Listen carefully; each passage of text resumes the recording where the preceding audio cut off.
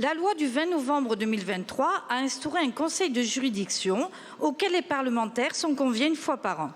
Le 26 septembre dernier, j'assistais à celui qui se tenait à Meaux et je fus informée à mon plus grand étonnement, non seulement que la réhabilitation de ce tribunal avait été abandonnée, mais surtout que la juridiction manquait considérablement de moyens humains. Outre des postes de magistrats vacants depuis le mois de juin qui ne seraient remplacés qu'en décembre, je fus saisie d'apprendre que nombre de plaintes étaient classées ab initio, c'est-à-dire sans remonter au procureur, classées sans suite dès le départ par les officiers de police judiciaire. Je fus encore plus frappée d'apprendre que les plaintes concernant le pôle violence intrafamiliale ne pouvaient être traitées à temps. Ainsi, à Meaux, au moment où je vous parle, ce sont 495 plaintes de violence conjugale en attente de traitement qui ne sont pas traitées faute de moyens humains pour le faire.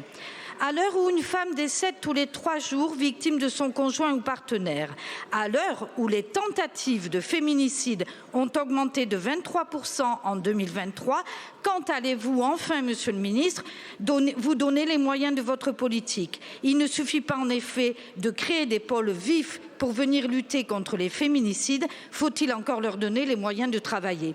Alors que nous allons discuter les crédits de la justice et que je tiens à vous le rappeler, le groupe Rassemblement national a voté la loi de programmation de la justice augmentant les moyens, ma question tient en une phrase. Seriez-vous prêt, Monsieur le Ministre, à diminuer certains budgets tels que celui alloué au syndicat de la magistrature, par exemple, pour abonder celui qui permettrait de recruter un nombre suffisant de magistrats et d'enquêteurs à même de traiter les dossiers? Je vous remercie.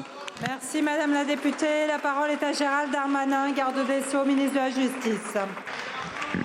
Merci Madame la Présidente, Mesdames et Messieurs les députés. Madame la députée, je suis assez étonné parce que d'un point de vue national, vous n'avez pas soutenu le budget de la justice à plusieurs reprises, mais indépendamment de ça, je voudrais vous faire remarquer que pour ce qui est de votre tribunal à Meaux, et je crois que vous êtes avocate et vous connaissez normalement ce sujet, vous êtes passé de 61 magistrats à 75 grâce à l'action menée par cette majorité, et passé de 61 greffiers à 87.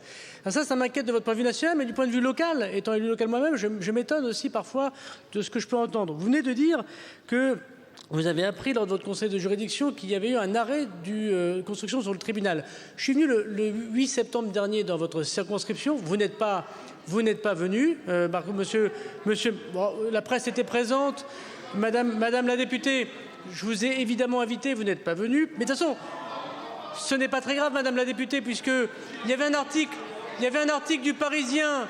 Il y a un article du Parisien qui est en ligne sur Internet. Il suffit de taper le nom de votre circonscription, Meaux, par exemple, avec tribunal, et vous verrez que j'ai annoncé 50 millions d'euros supplémentaires pour agrandir le tribunal. Et le 14 septembre, vous auriez su que j'ai annoncé 40 millions pour construire une prison à Meaux. Et heureusement, Madame la députée, que Jean-François Copé est là, parce que vous vous opposez avec votre groupe sur la construction de prison. Alors je m'excuse, Madame la députée, soyez plus présente en circonscription, vous entendriez les annonces que je puis faire pour votre territoire, et votez le budget de la justice, vous verrez qu'il y aura des magistrats qui viendront dans votre tribunal. Je vous remercie, Monsieur le Ministre. Vous n'avez plus de temps, mais je vous rappelle que le mandat des parlementaires est libre et qu'ils l'exercent comme ils le souhaitent et le mieux qu'ils le peuvent. Je vous remercie de ne pas mettre en cause personnellement les parlementaires. La séance est suspendue, elle reprend à 16h30.